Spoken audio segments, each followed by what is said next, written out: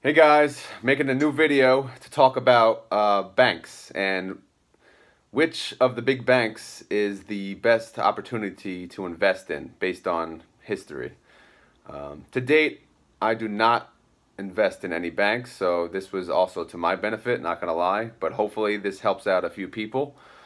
Um, this is the first video I prepped. My preparation took, within a span of 2 weeks, when I have time here and there. So hopefully this turns out pretty well, and I get more views and subscribers from this, but we'll see. All right, so I compared the three biggest banks, as you can see from the board. Hopefully you can see. Top three, I'm doing a comparison, based on history. And it's a battle. Who does better for this? Who does better for that? In the end, there's going to be a score, and that'll be the winner. So, the three banks are JPM, JP Morgan Chase, BAC, Bank of America, WFC, Wells Fargo. Obviously, those are the tickers. So, and I know the numbers are going to be small, but we're dealing with, again, the three biggest banks. So what do you expect from me on my little chalkboard?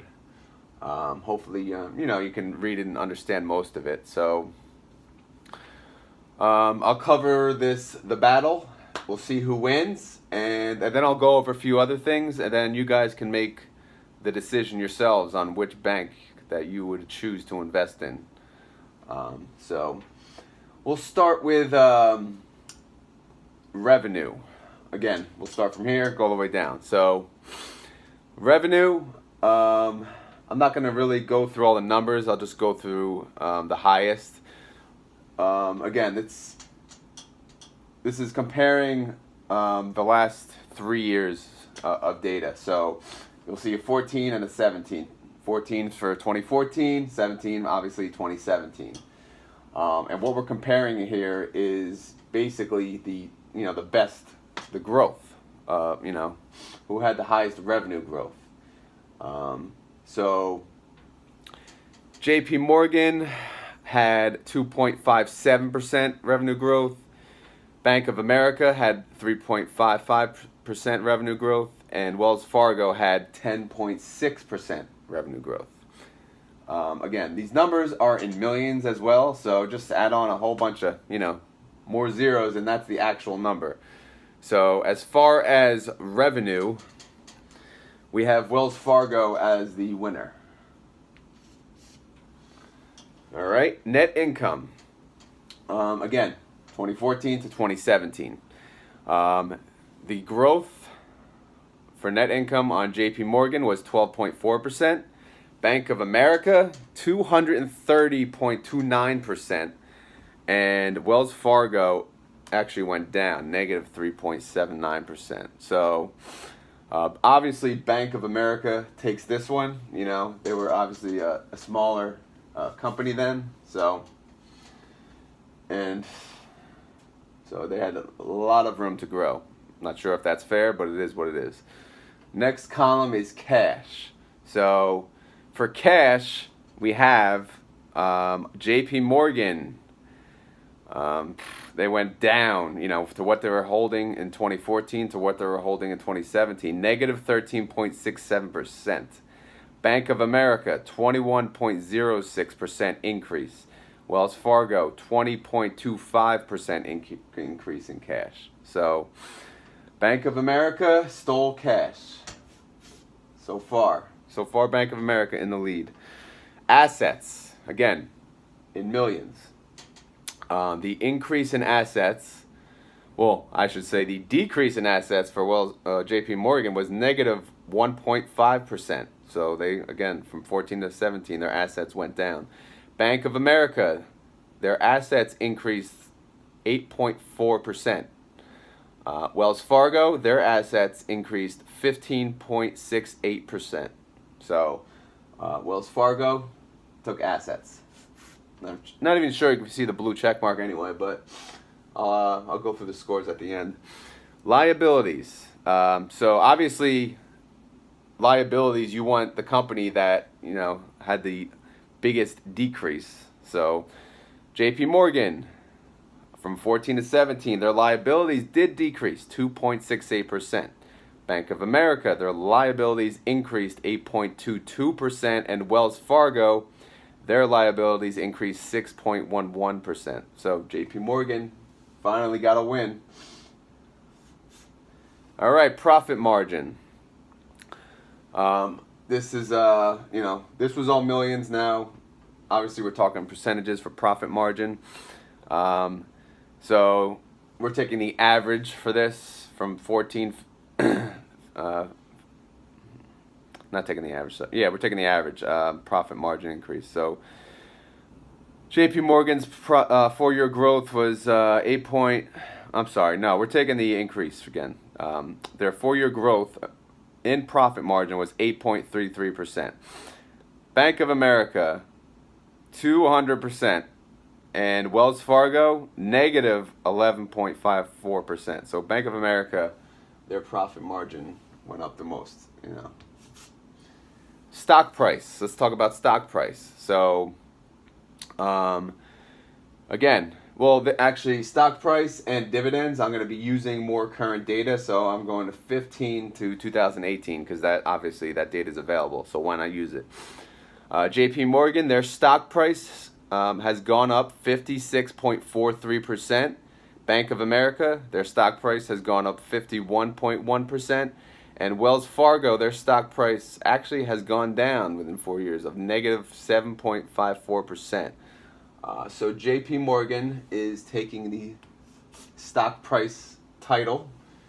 And dividends, again, 4-year growth period. So JP Morgan, their dividend has increased 47.62% over the last 4 years. Bank of America, 170%. Wells Fargo, 11.19%. Bank of America, obviously. All right, so what I did here is basically from first to last, first place gets 3 points, second place gets 2 points, last place gets 1 point. So the score is JP Morgan, 15. Bank of America, 20. Wells Fargo, 13. So if you're rating their growth over the last 4 years and how they did, you're ranking Bank of America first, JP Morgan second, Wells Fargo third. Now, aside from that, I wrote down a whole bunch of other crap, which should also, you should take into consideration when making this decision. One thing I also noticed, I made this spreadsheet last week. So the stock price, obviously, was as of last week. Things have happened. I know it went down a little more, but for all of them. So before anyone quotes me on that, yes, that's not today's stock price. It's like last week's stock price. So a couple other things I wrote down on here along with my little paper here. JP Morgan, this is again, as of today, as of last week, if you would buy the stock, JP Morgan's starting yield is 3.1%. Bank of America's starting yield is 2.35%. Wells Fargo's starting yield is 3.42%. So if you're in it for the starting yield, if you want a solid yield right up front, your winner, Bank of America, is not going to satisfy you.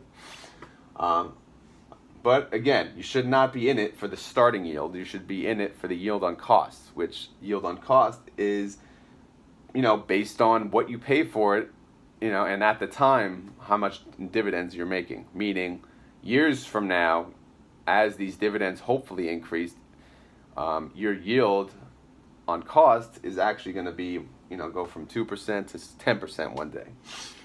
The payout ratio.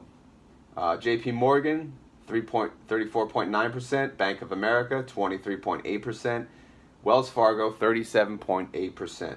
All of them look great. Bank of America has the lowest.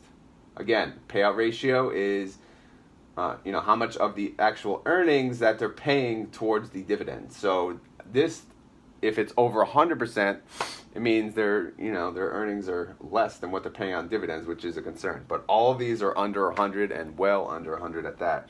Bank of America, the lowest. So more impressive there. Now, as far as how many years these dividends have increased, JP Morgan 7, Bank of America 4, Wells Fargo 6. I mean, not that impressive. I like to see 10, 20, 30, years, especially, companies who have been through these market crashes. But none of them have increased it that long. So all companies over the years have had stock splits. So I'll just run through them real quick. JP Morgan had 3. 1973, they had a 2-for-1. 1985, a 2-for-1. And 1987, a 2-for-1. Bank of America had 3 as well. 1986, 2-for-1. 1997, 2-for-1. And 2004, 2-for-1. Wells Fargo had the most at 6. 1977, 2-for-1. 1988, 3-for-2. 1989, 2-for-1. 1993, 2-for-1. 1997, 2-for-1. 2006, 2-for-1. 2-for-1, obviously, for every share you own, you get 2. So 2-for-1, it helps, but it's not like the Apple stock split in past history where you get 8 or so. But again, stock splits always a good thing.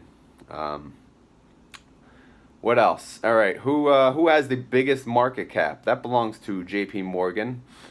Their market cap is $343.48 billion. Second belongs to Bank of America. Their market cap $250.7 billion. Wells Fargo, number 3, last place again, $236.8 billion. Something else I wrote down, which may be of interest to you guys. What companies do these banks own? Who are their predecessors and subsidiaries? J.P. Morgan, their predecessors were the Bank of Manhattan Company and Chase Bank, obviously. Their subsidiaries are J.P. Morgan and Company, J.P. Morgan Cazenove, and One Equity Partners. Bank of America, their predecessors were Bank America, Nations Bank, and their subsidiaries are Merrill Lynch, Merrill Edge, and U.S. Trust. Wells Fargo, their predecessors are Crocker National Bank, First Interstate Bancorp, Bank of North America, First Security Corporation, and Norwest Corporation. Subsidiaries. Actually, another predecessor was Wachovia. Who can forget Wachovia, right? Subsidiaries: Wells Fargo Advisors, Wells Fargo Bank, Wells Fargo Rail, Wells Fargo Securities. Wow. Very creative there. Those are the, again, predecessors and subsidiaries. And so that's basically the stock information. So do what you will with it. Compare how you want. Make a decision, based on what you think, not by what I say. But now I'm going to talk about their bank. Obviously, they have retail banks, and we need bank accounts to go through everyday life, pay our bills, etc. Although Robinhood is now taking over, with this high interest checking, but that's besides the point. I made a video on Robinhood and how they're getting into the banking field. I can post a link to that if anyone would like to watch it as well. So let's talk about banks and their fees, right? So banks require a fee unless you have a minimum or unless you do a certain direct deposit amount each month. So JP Morgan's monthly fee is $12 unless you can maintain a minimum amount of $1,500 or direct deposit automatic automatic ACH into your account $500 per month. Bank of America, same monthly fee, $12, minimum $1,500. These He's pretty greedy. $1,500? I don't know. And direct deposit, a little lower, $250. Good. I like that. Wells Fargo, monthly fee, a little lower, $10. Minimum, $1,500. Again, greedy. And direct deposit, same as JP Morgan, $500. I don't know. I just think it's crap that they say you need a minimum. I mean, it's BS. It's a minimum, a minimum, or you need direct deposit. Direct deposit, I like that they offer that option because, again, most people who have a checking account have jobs, but if they don't, then you have to maintain the minimum. So, anyway, let's talk about, well, as far as checking account, I guess I'd go with Bank of America because they have the lowest direct deposit minimum at $250. So I'll give them the check mark on that if we're still grading them. Savings account. All right, so JP Morgan, they require a minimum amount to open of $25. If you do not hold a minimum, there's a monthly fee of $5 if you do not hold a minimum of $300 or have direct deposit of $25. They have a transfer limit from the savings, whether it's, taking money out, transferring to your checking, whatever. 6, or else, they'll charge you again. Bank of America, minimum to open, $100. Okay, whatever. Monthly fee, $8. If, unless you hold a minimum of $500, they don't have a direct deposit option. I didn't know that, but that's crap. And they have a transfer limit of 6. Again, stupid. It's your money. You have a transfer limit. Messed up. Wells Fargo, minimum to open $25, monthly fee $5, unless you hold a minimum amount of $300 or a direct deposit transaction of $25. I didn't see anything on transfer limit, so that's not to say that they don't have one, but whatever. Interest on the savings account. Bank of America, from what I read, has the highest one, 0.03%. Wow. Wow, it's so worth it. 0.03% on your money. JP Morgan and Wells Fargo, 0.01%, as if it couldn't get any lower. So there's your interest. So very, very generous of them. I'll just go through a few other things. Well, as far as savings account, I guess Bank of America, just because the interest is a little higher, but even, I don't know, they all failed if you ask me. As far as retail banks and some information, if you're curious, customer deposits, JP Morgan holds the nod on that. I read it was 1.48 trillion. And actually Bank of America and Wells Fargo were a tie, 1.33 trillion. Branches, actually Wells Fargo has the most retail branches, 8,050 US, obviously. But JP Morgan second at 5,100 and Bank of America third at 4,600. As far as ATMs, JP Morgan wins that battle at 16,000. Bank of America right behind them at 15,900 and Wells Fargo at 13,000. Employees, I don't know if you call this a win, whether or not they have more employees, but I wouldn't. I would just say, here's what they are. JP Morgan, 250,000. Bank of America, 209,000. Wells Fargo, 265,000. So, let me know what you guys think of that. Because, that's basically all of the comparisons I could find that, should matter when, you're investing in a bank. So, you have to, the reason I mentioned the checking, savings, and retail information is, you kind of have to, you can't hate the bank. So, you don't want to hate a bank that you're invested in. Even though it's the best investment, if you hate it, it's kind of defeats the purpose. So that's why I wanted to cover, a couple other different things. So I'm curious to find out who you guys are investing in and what are your thoughts on these comparisons. Again, some of the information was from last week, so it's not as up to date. Stock price, mainly the stock price, but not much has changed.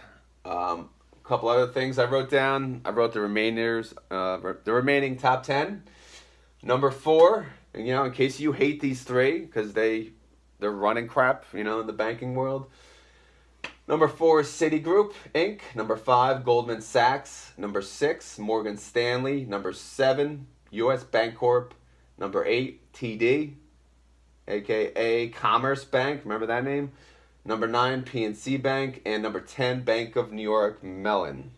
So those are your top 10. And if you invest in the bank, I'm guessing it's one of the top 10. But again, this video was just to compare the top 3 and see who would be the best investment. If you ask me, when I was going into the research, I was going to pick JP Morgan Chase. However, after the video, obviously Bank of America won the whole point spread. And overall, you know, based on the cost and everything, I think they are the better deal in my opinion. So I'm probably going to go with Bank of America, to be determined. But I'm going to have to invest in the bank sooner or later, so that'll probably be the one. It's still between Bank of America and JP Morgan, not Wells Fargo. But again, based on this video, please leave a comment and let me know which bank you should invest in. Which bank are you investing in? Which bank should you not invest in? So, again, I'm not a financial advisor. I'm making these videos for fun, hopefully a little entertaining as well. And I'm a new investor, about a little over a year into it. The name of my channel is The Broke Investor. As you can tell, you know, I invest what I can. I'm not one of those guys on YouTube already, you know, that do this for a living. I go to work every day, so I can't make videos every damn day. So I got to do this when I have an empty house, some peace and quiet. So these videos, they take time, which, you know, is hard to come by, and then you need peace and quiet to make a nice, good video. So again, I invest what I can. As I learn, I'm trying to share this information with everyone. So I'm hoping this can help out, you know, a few people here and there. So if you do like this video, click like, write a comment, let me know what you think, and subscribe, of course, and hit the notification if you care to see more videos as they come out. And please share with your friends. Gotta pick up my subscribers. So I hope you enjoyed it, and let me know which bank you like. Later.